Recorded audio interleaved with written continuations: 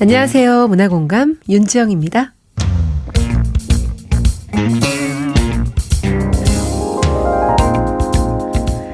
(1999년) 전 세계적으로 종말론이 한창이었는데요. 세상에 종말은 오지 않았습니다. 성경에도 그날과 그 시간은 아무도 모른다고 했는데요. 오늘 문학이야기, 종말이라는 묵직한 소재를 유쾌하게 풀어낸 소설 신주희 작가의 친애하는 나의 종말 만나봅니다. 문학평론가 허희 씨가 준비하고 있고요. 이어지는 재즈 이야기, 재즈평론가 황덕호 씨와 함께하겠습니다. 첫 곡 먼저 보내드릴게요. 호프의 Love, Love, Love.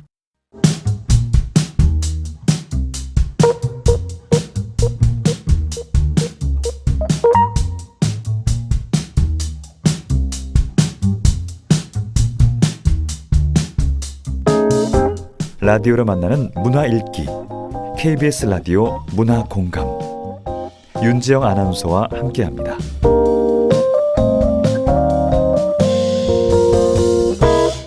오늘 감상할 작품, 종말을 통해 삶의 의미를 생각해보는 소설 신주희 작가의 친애하는 나의 종말입니다. 강남대학교 글로벌 문화학부 교수 허희 씨와 함께할게요. 어서 오세요. 네, 안녕하세요. 네, 노스트라다무스를 비롯해서 1999년 밀레니엄 버그, 사이비 종교의 종말론까지 정말 우리가 사는 동안에도 여러 번의 종말론이 이어졌었죠? 네, 저도 이 시절이 기억이 납니다. 네. 1999년이 도래했을 때 세계가 멸망하면 어떡하지? 맞아요. 라는 걱정을 저도 실제로 했습니다. 네, 물론 정말 종말론에 빠져서 제가 뭐 휴거나 이런 거에 참여해 본 건 아니지만 네. 그래도 이 시절을 통과해 왔던 분들이라면 Y2K 밀레니엄 버그 맞아요. 라고 해서 심지어 Y2K라고 하는 그 락밴드도 있었어요. 그렇죠. 네. 맞아요. 그래서 이 당시가 이제 떠오르실 텐데요. 정말 사이비 종교가 주장하는 종말론이라고 하는 게 저마다 다른 방식으로 사람들의 불안과 기대 또 갈망을 또 반영하게 되는데요. 신주희 작가의 작품은 그런 종말담론의 현대적인 좀 변주라고 할 수가 있습니다. 여기에서 종말이라고 하는 게 단순한 파멸의 순간이 아니라 오히려 한 사람의 내면 깊숙한 질문들, 지금 내가 살아가는 이 삶에 의미가 있을까? 라는 질문으로 또 이어지게 되는데요. 이 작품에서 종말은 파괴라기보다는 그런 성찰의 계기로 작동한다라고 말씀드릴 수 있겠습니다. 네. 소설에는 종말론이 한창이던 1990년대 사회적인 분위기가 참 잘 그려져 있죠. 네, 이 작품 보면서 저도 응답하라 그 시리즈가 맞아요. 생각나기도 했는데요. 네. 대표적으로 그 별은 내 가슴에 네, 이런 작품도 나오고요. 그다음에 고 최진실 배우와 이제 박신양 배우 함께 주연을 맡았던 이 영화 편지 이야기도 나옵니다. 네. 그래서 이 소설이 이제 1990년대의 그런 종말론 열풍을 또 정교하게 재현을 해내면서 그 시대를 살았던 이제 사람들의 불안, 희망 이런 정서를 또 섬세하게 포착을 하고 있는데요. 이 1990년대가 돌이켜 보면 이 IMF 외환위기로 대표되는 경제적 위기, 네. 이때는 실은 대한민국이 망한다. 라는 말이 정말 떠돌았을 정도로 엄청난 충격을 불러일으켰고 그로 인해서 사실은 저는 종말론이라고 하는 게 한국 사회에 더 깊이 좀 침투해 들어갔다고 생각하는 쪽인데요. 네. 이 소설 속의 인물들이 또 종말을 기다리면서 각자의 방식으로 현실을 버텨내는 모습은 또 과거를 다루고 있긴 하지만 또 현재를 살아가는 우리에게도 또 유효한 감정으로 다가오게 됩니다. 네. 이 종말 앞에 나약한 인간의 심리를 종교적으로 이용하는 게 이 사이비 종교 집단들의 목적이겠죠. 그렇죠. 네. 이 소설에서 보여주는 또 특별한 점도 이 종말론이라고 하는 걸 평범한 설정이나 배경으로 쓰기보다는 그걸 믿는 사람들의 내면, 그 관계, 그리고 사회 속에서 벌어지는 긴장에 대해서 입체적으로 그려냈다는 데 있습니다. 이 작중의 배경이 이제 종말론을 믿는 교단에서 학교를 운영하거든요. 그 안에서 이 아이들이 세상의 끝을 기다리면서 자라납니다. 그리고 교사들과 부모는 구원의 날을 준비하죠. 근데 말이 구원이지 사실은 이 세상이 멸망하게 되면 우리만 천국으로 가게 될 거야 라고 하는 그런 믿음인 건데, 사실 이 믿음이 언제나 이렇게 위태위태한 겁니다. 네. 누군가는 의심을 하고, 또 누군가는 맹신을 하고 있고, 또 누군가는 믿는 척하면서 그 현실을 살아가게 되죠. 그런 여러 가지 입장들이 교차하면서 종말 앞에 서 있는 인간의 복잡한 심리를 들여다보게 하는데요. 이 과정에서 중심 인물인 이 청소년들은 그냥 교단의 아이들이라기보다는 이 종말이라고 하는 이 압도적인 상황 속에서도 여전히 자기 삶의 의미를 찾아나가려고 하는 그 사춘기의 주체로 그려지는데요. 그러니까 이 작품은 외피는 사이비 종말론을 다룬 충격적인 드라마이지만, 또 다른 면으로 보면 성장소설, 그러니까 인간 본성에 대한 또 질문을 던지고 있는 작품이기도 합니다. 네. 신주희 작가는 어떤 작가인가요? 네, 2012년에 작가세계로 등단을 했고요. 이후에 이호성 문학상을 받았습니다. 모서리의 탄생이라고 하는 소설집을 냈고요. 또 허들이라는 작품, 영과 영원이라고 하는 작품도 썼습니다. 보통 소설은 1장부터 시작이 되는데 이 소설은 영장으로 시작이 되거든요. 역시 작가의 의도겠죠? 네, 이 영장이라고 하는 게 그냥 번호를 변주했다라기보다는 소설 전체를 관통하는 핵심 주제를 상징적으로 드러내는 장치다라고 이해하시면 되는데요. 이 0이라고 하는 숫자가 참 묘하잖아요. 네. 그러니까 존재는 합니다. 그런데 동시에 없음을 의미합니다. 그러니까 시작이기도 하지만 무라고 하는 것을 내포하고 있거든요. 네. 이러한 영장이라고 하는 소설의 시작이라고 하는 건 인물들이 처한 상태, 그러니까 아직 도래하지 않은 종말, 그리고 그 준비된 절정의 순간을 기다리는 정지된 시간을 상징적으로 드러낸다라고 볼 수가 있는데요. 이 소설의 첫 장면이 1992년 10월 28일에 종말이 예고가 됩니다. 그래서 주인공인 주하나가 이제 교단의 예배당에서 휴거를 기다리는 장면으로 시작이 돼요. 그러니까 휴거라고 하는 게 이 종말의 날이 닥치면 네. 세상 사람들은 다 죽고 믿음을 간직한 사람들은 선택받은 이렇게, 자들만 하늘로 올라간다. 네, 맞아요. 네. 공중으로 이렇게 붕 떠서 예전에 간다고 어디선가 생중계로 막 보여준 적 있지 않나요? 무슨 맞아요. PD 수첩 같은 데서요. 네, 결국 안 일어났죠. 네, 맞아요. 참 허무하게 끝났었는데. 예, 이야기를 바탕으로 하고 있는데 사람들이 이제 정말 그런 극단의 감정 속에서 이제 처해 있는 거예요. 그런데 그 절정의 순간에 세상이 멀쩡하게 유지가 돼버리고 천사의 나팔 소리가 들려오는 게 아니라 어떤 노인의 방귀 소리가 들리면서 모든 긴장이 무너지게 되죠. 네. 네. 그런 것들을 통해서 종말론에 심취한 사람들이 어떤 식으로 그 믿음을 또 유지하면서 또 그것이 깨어지는가. 또 이 교인들은 그렇게 휴거가 일어나지 않았음에도 불구하고 그래. 이번에 안 일어나지만 또 일어나겠지. 네, 계속 믿는 거죠. 네, 예. 그 믿음을 또 유지해 나가는 게 저한테는 또 기이해 신기하죠. 보이기도 하더라고요. 예. 자, 오늘 만나볼 작품 친애하는 나의 종말 줄거리 살펴보죠.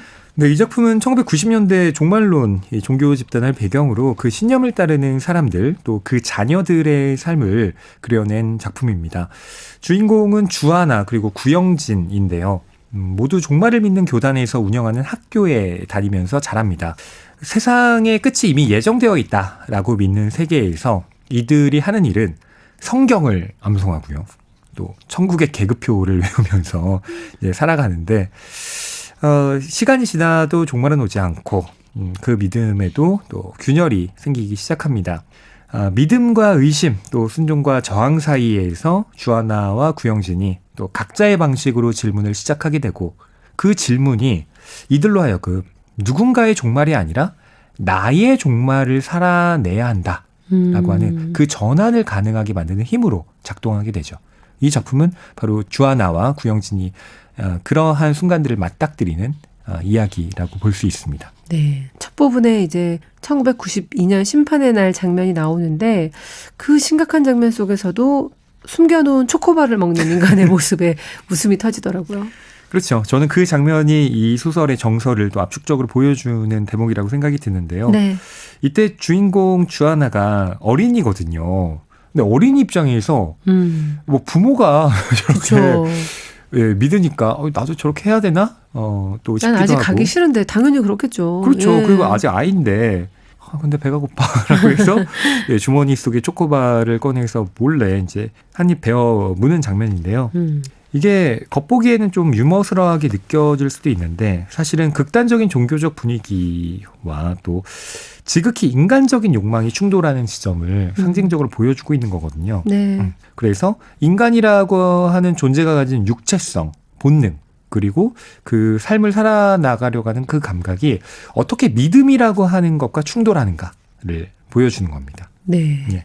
이 소설은 세상이 망하는 게 유일한 희망이라고 생각하는 두 주인공 주하나와 구영진, 또 학교 신문 만드는 두 명의 남학생 여우수와 백보훈, 이렇게 네 사람의 관계에 대한 이야기이기도 하죠. 네, 이 작품이 성장 소설이라고 말씀을 드렸는데 네. 그건 이 주인공들이 어린 시절부터 시작해서 현재 또 고등학교에서 이렇게 자기들의 삶을 되돌아보는 시간을 갖기 때문인데요. 이 주하나와 구영진은 세상이 망해야 내가 살 수 있다라고 믿는 인물들이기도 해요. 네. 우선 가정 자체가 좀 망가졌고요. 네. 그리고 자기 자신에 대해서 자신감도 많이 없는 상태입니다. 또 이제 여우수아와 백보우는 뭐 주하나와 구영진에 비하면 이 교단의 학교에서 아주 엘리트적인 인물들이라고 볼 수가 있는데 네. 왜냐하면 여우수아와 백보훈의 부모들은 다 교단의 지도자급의 자식들인 거예요. 네. 그런데 점점 이 구영진과 주하나와 교류를 하게 되면서 어쩌면 내가 알고 있는 세계가 전부가 아닐지도 몰라라고 하는 의심을 품게 되고 그러한 가운데 이들도 역시 삶의 행로가 이제 갈리게 됩니다. 주하나와 구영진은 종교적인 이유보다는 개인적인 아픔 때문에 종말을 기다리는 두 사람인데요. 그런 점을 이해하고 감싸주면서 돈독한 관계를 이어가게 되죠. 네, 주하나는 어린 시절에 아버지에게 학대를 당한 기억을 갖고 있습니다. 그러니까 이게 참 종교를 가진 사람이 이럴 수 있나 싶은데 네. 성경책으로 막 때리고요. 그리고 막 툭하면 아버지가 신의 이름으로 폭력을 네. 어머니와 자신에게 휘둘렀습니다. 맞아요. 특히 아이들에게 부모가 절대적인 그렇죠. 그런 대상인데 부모에 의해서 이런 폭력을 받았다라고 하는 것 자체가 주하나가 어떠한 그 세상에 대한 그 염세적인 생각을 갖게 되는지를 방증한다라고 볼 수가 있고요. 차라리 종말이 닥치면 네. 구원이 온다는데 빨리 그날이 왔으면 좋겠다. 그렇죠. 라는 마음을 이제 갖게 되는 거죠. 그리고 이제 구영진 같은 경우는 어머니가 끔찍하게 살해당하는 사건을 또 겪게 됩니다. 그리고 제대로 이제 돌봄을 받지 못하고 좀 방치된 삶을 이어가는데요. 그러니까 세상은 너무 자기에게 무관심하고 그 고통이 이제 만연해 있다 보니까 그래 이런 세상 망해버려라 라는 마음으로 정말 이 교단에 대한 믿음 때문에 학교에 왔다기보다는 차라리 이런 종말론을 믿는 집단에 있으면 바깥에 있는 세계보단 더 나을 것 같다라는 마음으로 오게 돼요. 그리고 또 이 학교에서 운영하는 기숙사의 사감이 자기의 이모이기도 합니다. 네. 그래서 그러한 이제 연주를 가지고 학교로 전학을 오게 되는 거예요. 그런데 상대적으로 믿음이 투철하지 않았던 구영진이 이 학교에서 파문을 일으키기 시작하는 겁니다. 아이들도 네. 영향을 받게 되고요. 맞아요. 구영진은 교내 신문을 만드는 여우수아와 백보훈을 찾아가서 종말을 맞기 위한 준비 과정으로 교내 신문에 오늘의 유서를 실자고 하죠. 네, 오늘의 유서를 이제 신문에 실자고 이제 제안을 하게 되는데 구영진이 하나님이 세상을 멸망시킨다고 하는데 이 학교에도 뭔가 어울리는 게 있어야 되지 않아? 라고 제안을 하는 거예요. 네. 그러면서 왜 고등학교에서 선생님들이 강조하는 게 자기 주도적 학습이거든요. 네. 그걸 본따서 우리도 자기 주도적 종말을 맞자.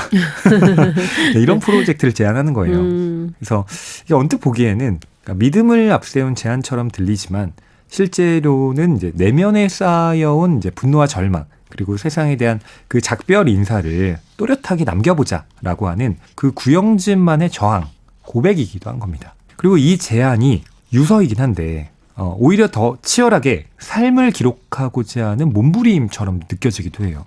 종말에 물든 사람들이 모두 입을 다물고 있을 때 이제 글쓰기를 통해서 자기가 느끼고 있는 진짜 감정들, 진짜 고통에 대해서 이야기를 하기 때문인데요. 그렇게 오늘의 유서 코너가 교단이라고 하는 아주 거대한 그 믿음의 장막 아래 억눌려 있는 이 아이들의 정말 간절한 목소리를 끄집어내는 장치가 됩니다. 마치 죽은 시인의 사회에서 네.